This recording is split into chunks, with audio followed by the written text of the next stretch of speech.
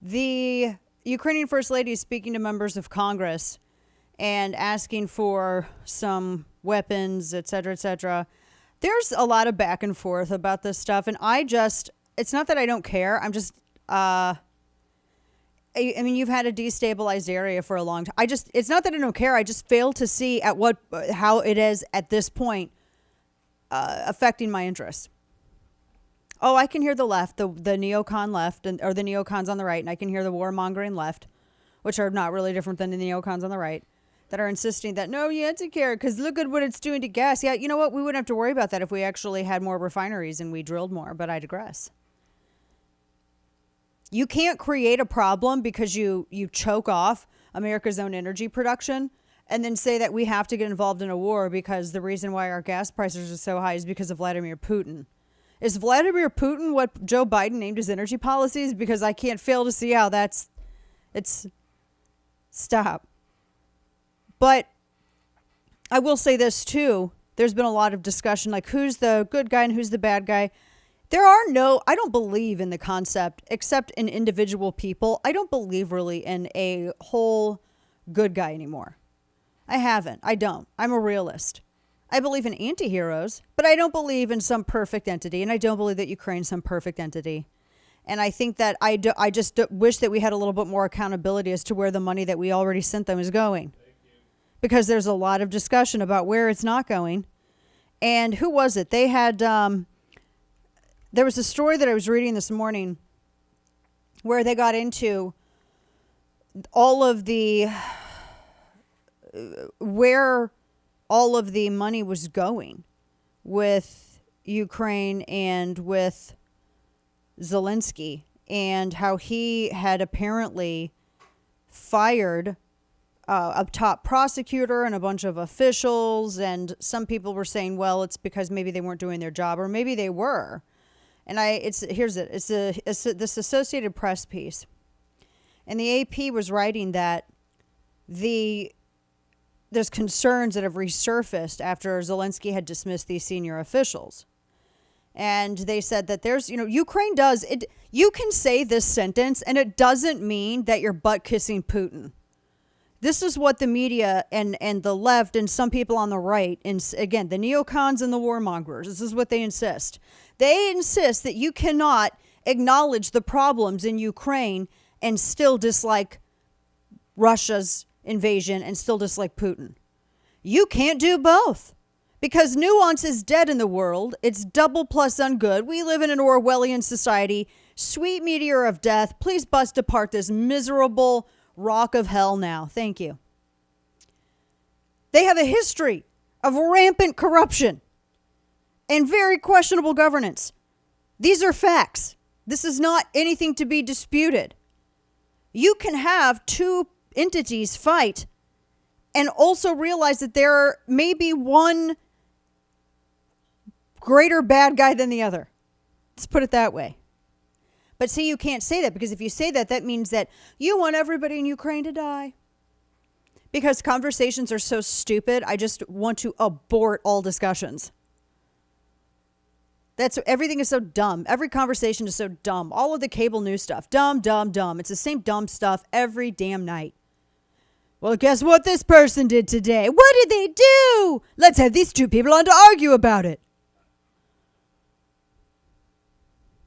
Now, they said that there were tens of billions of dollars provided in military, economic, and direct financial support aid to Ukraine, and they encourage our allies to do the same.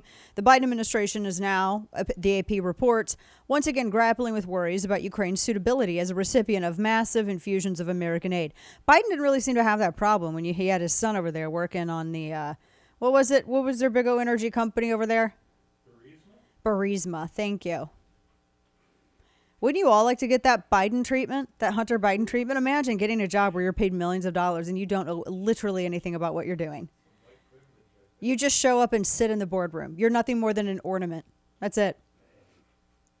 And so there's a lot of questions about where the cash is going, because sometimes it just disappears into this black hole of nothingness. And the White House has tried to really, I think, paint a really sweet little pretty picture of all this. But I mean, there's questions that have risen up as a result of this. You have to realize, remember back in the early days before, you had the Russian soldiers like in Ukraine. Remember, there were these questions as to why it was that NATO or that Ukraine hadn't wanted to join NATO. It wasn't that Ukraine tried to join NATO and NATO said no. It was that they never were interested in doing it until, then all of a sudden they were real interested in doing it. There's a reason why. The AP notes that foreign aid money disappears quite frequently in Ukraine. They have a long history of doing some bad business with people. I mean, hi, Hunter Biden again was on the board of Burisma. It's like, we all know this. This is what gets me about some of the neocons that I see on the right. Because you have people who are like, how dare you say that about Ukraine? That they are corrupt or their government is corrupt. And then in the next breath, can you believe that Ukraine allowed Hunter Biden to be on the board of Burisma? What? So now look, is Zelensky leading his people through some hell? Sure. You can believe all these things. We have been conditioned to not think in this country. So you cannot think that Zelensky might be leading his people through some stuff and also that he might be doing some shady deals. You apparently, our mind is being conditioned to shrink down to barely being able to process our day-to-day requirements to live. Let's see, I have to breathe. We're all being turned into Patrick Star from SpongeBob. I have to breathe. I have to blink. I need to have water. That's who we are. I mean, they've shown a lot of money going to Ukraine ends up in some pretty questionable pockets. And that's why there's not a lot of support for the continued sending of money over there, the financing of it all. I mean, it is concerning. You have every right to be concerned. You have every right to ask where your money is going.